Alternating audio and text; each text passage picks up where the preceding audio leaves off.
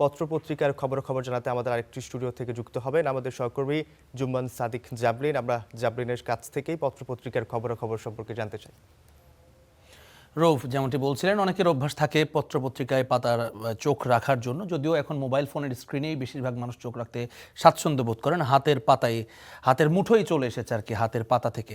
তো এখন আমরা যেটি দেখছি আজকের যেই প্রথম আলোর সংবাদের যদি একটু দেখি, প্রথম পাতায় সরবরাহে ঘাটতি নেই, তবে আসেনি জরুরি তেল।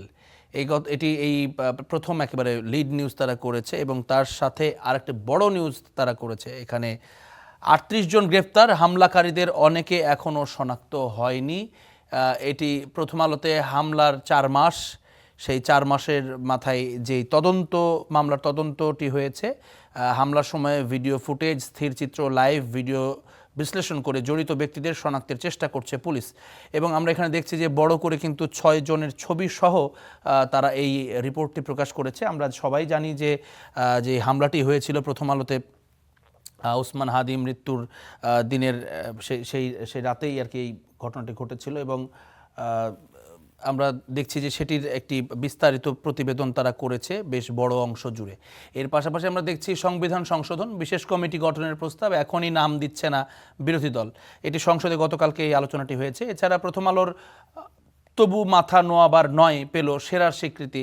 এটি ওয়ান IFRA digital media award South Asia, সেখানে যেই ওয়ান ইফরার যে অ্যাওয়ার্ড ফাংশনটি হয়, সেখানে প্রথম আলোর তবু মাথা নোয়াবার নয় এই লাইনটিকে স্বীকৃতি দেওয়া হয়েছে। এছাড়া আমরা দেখছি সংসদে প্রধানমন্ত্রী বলেছেন গতকালকে হাওড় অঞ্চলের ক্ষতিগ্রস্ত কৃষকদের ৩ মাস সহায়তা দেবে সরকার। এটি অত্যন্ত আশু উদ্যোগ, যদিও আমরা আমাদের সহকর্মীদের সঙ্গে যখন সকালে কথা বলছিলাম, প্রান্তিক পর্যায়ে যারা কৃষক রয়েছেন তারা এখনও আসলে তারা সংসদে কি ঘটছে না ঘটছে সেই অধিবেশনটি সরাসরি দেখবার, নাগরিক জীবনে যারা রয়েছে বা কিছুটা সচেতনভাবে এগুলো ফলো করি, তারা হয়তো বা তাৎক্ষণিকভাবে জিনিসটা জানতে পারছি। তবে সংসদে যে কৃষকের সুবিধা নিয়ে আলোচনা করা হয়েছে সেটি কিন্তু কৃষক এখনও জানেন না। আজকে জেলা প্রশাসকের মাধ্যমে সেখানে জানবার এক ধরনের প্রয়াস হয়তো হবে, বা তারা সেটি জানতে পারবেন। এরপরে তাদের প্রতিক্রিয়াটি আগামীকালকে হয়তো জানতে পারবো, বা আজকের দিনের দ্বিতীয় ভাগে জানতে পারবো। আদালতে জামিল নাহিদার বন্ধুরা চাইলেন ন্যায় বিচার। এখানে আমরা দেখছি যে যুক্তরাষ্ট্রে যে 2 জন শিক্ষার্থী খুন হয়েছিলেন, পিএইচডি শিক্ষার্থী, তাদের শিক্ষার্থীর যারা সহপাঠী রয়েছেন তারা আদালতে সেখানে হাজির হয়েছিলেন এবং ন্যায় বিচার চেয়েছেন। 5 জেলার হাওড়াঞ্চল বৃষ্টি ও পাহাড়ি ঢলে তলিয়েছে ধান ক্ষেত, দুশ্চিন্তায় কৃষক। এটি সেই ফলো আপ রিপোর্টে আমরা দেখছি মোটামুটিভাবে গত যে 2-3 দিন ধরে এক ধরনের ভারী বৃষ্টিপাত এবং নিম্নচাপ লঘুচাপ যেটি এই মুহূর্তে চলছে, সেই চলমান সারা দেশেই বৃষ্টি হচ্ছে। আজকে ঢাকাতে এখনও হয়তো বৃষ্টি হচ্ছে, স্টুডিওর বাইরে গেলেই সেটি দেখতে পাওয়া যাবে। তবে এই ঢাকার বৃষ্টির সঙ্গে কিন্তু কিছুটা পার্থক্য রয়েছে হাওড়া অঞ্চলের বৃষ্টির কারণে। সেখানে উজানের ঢলের বিষয় রয়েছে, সব কিছু মিলিয়ে সেখানে হাজার হাজার হেক্টর জমিতে যে ফসল সেটি কিন্তু একদম কাটার অপেক্ষায়।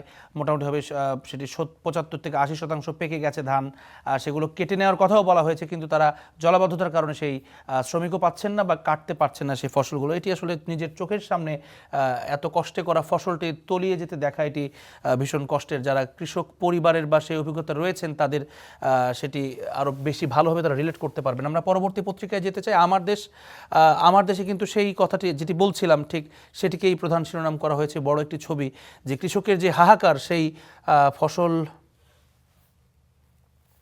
ফসল বুকে জড়িয়ে তার যে হাহাকার, সেটি কিন্তু আমার দেশ পত্রিকায় প্রথমে বড় করে ছবিটা আমরা দেখতে পাচ্ছি। টানা বৃষ্টিতে বোরোর ব্যাপক ক্ষতি, কৃষকের মাথায় হাত।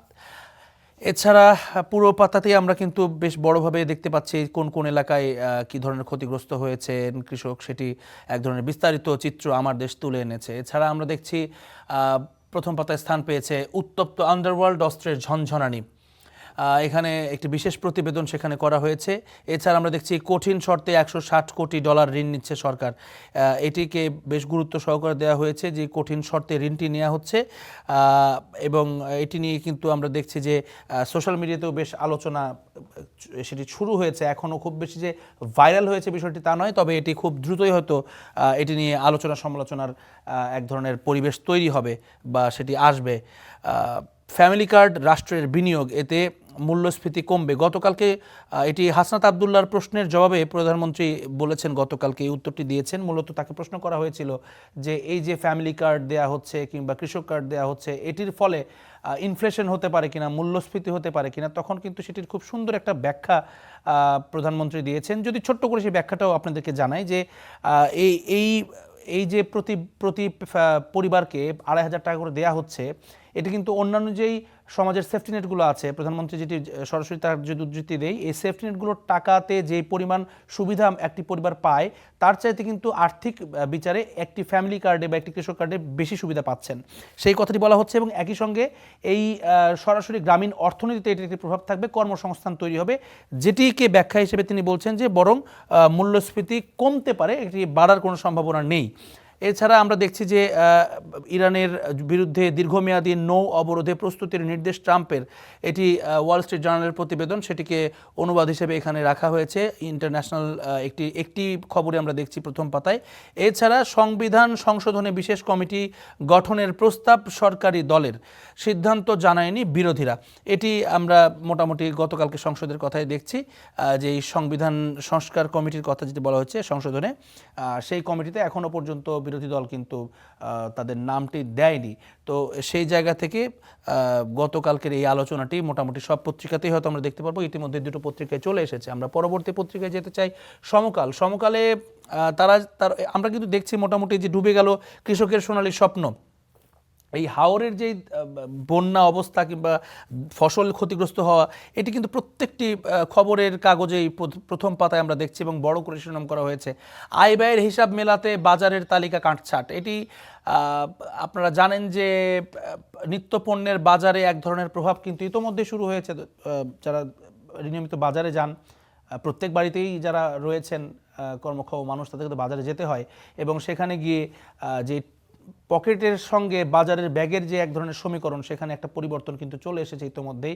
বিশেষ করে জ্বালানি তেলের দামের প্রভাব কিছুটা তো পড়তে শুরু করেছে। একই সঙ্গে যে বর্ষার কারণে ফসলের এক ধরনের ক্ষতি হয়েছে, সবজির বাজারে গিয়ে কিন্তু যেহেতু শ্রমিক পাওয়া যাচ্ছে না, অনেক ফসল তোলা যাচ্ছে না, সেটার একটা প্রচ্ছন্ন প্রভাব কিন্তু ইতোমধ্যে কয়েকদিন থেকে শুরু হয়েছে বাজারে।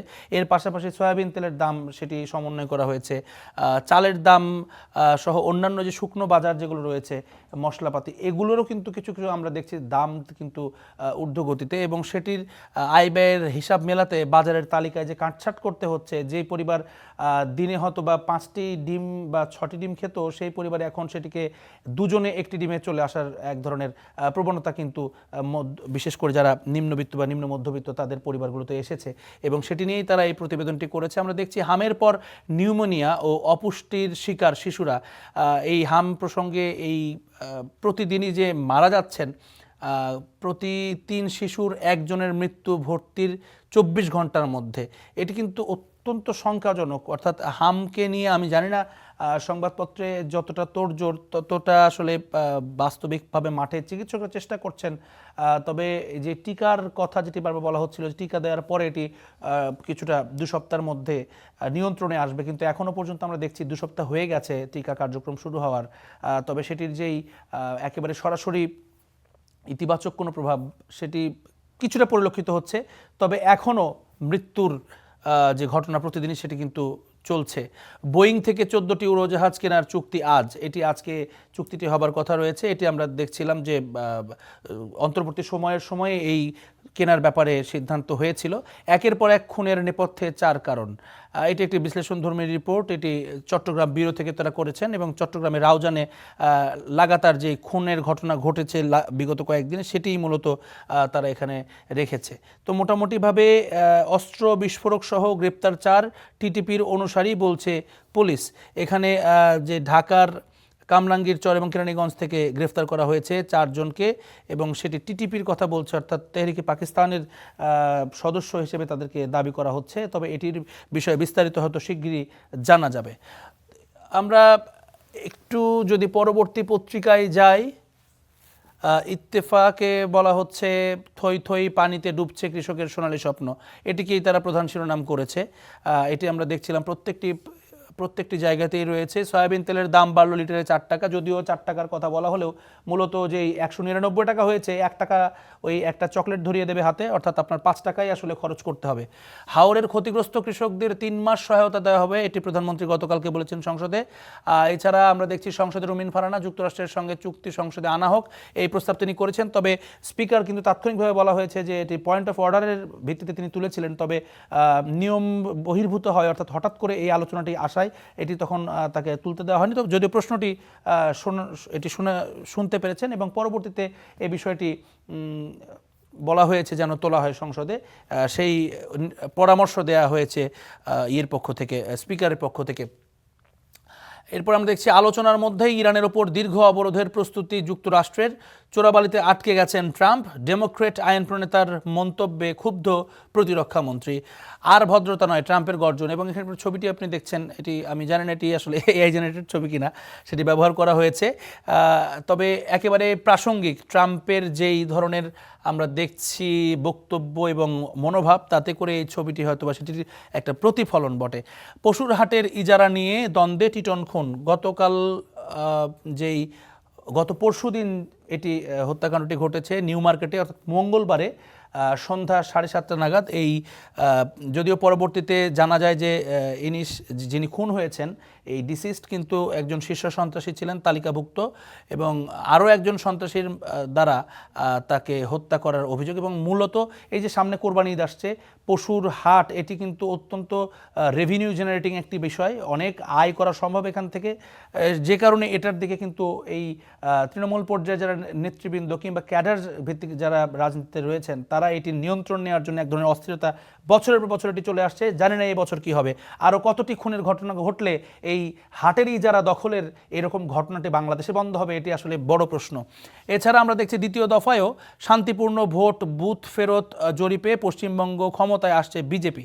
এটি এক ধরনের বড় পরিবর্তন। তৃণমূল কংগ্রেস এখানে দীর্ঘদিন ধরে ভারতের পশ্চিমবঙ্গে, বিশেষ করে বাংলাদেশের বর্ডারে সঙ্গে রয়েছে, এবং যদি সেখানে বিজেপি সরকার ক্ষমতা গঠন করে পশ্চিমবঙ্গে, সেক্ষেত্রে বাংলাদেশের সঙ্গে যে সমীকরণ সম্পর্কের সেটিও কিন্তু কিছুটা পরিবর্তিত হবে, এবং সেটি বলা বাহুল্য সেটি এক ধরনের পরিবর্তন সেখানে লক্ষ্য করা যেতে পারে। যদিও চূড়ান্ত ফলাফল না হওয়া পর্যন্ত এটি বলা যাচ্ছে না, এটি প্রাথমিক একটি সমীক্ষার কথা বলা হয়েছে। তো মোটামুটিভাবে আমরা দেখছিলাম যেটি রৌফ, যে প্রত্যেকটা পত্রিকার প্রথম পাতায় স্থান পেয়েছে বড় করে যেটি, সেটি হচ্ছে হাওড়ের যে কৃষকের কান্না এবং তাদের ফসল যে বিলীন হয়ে যাচ্ছে সেই বিষয়টি।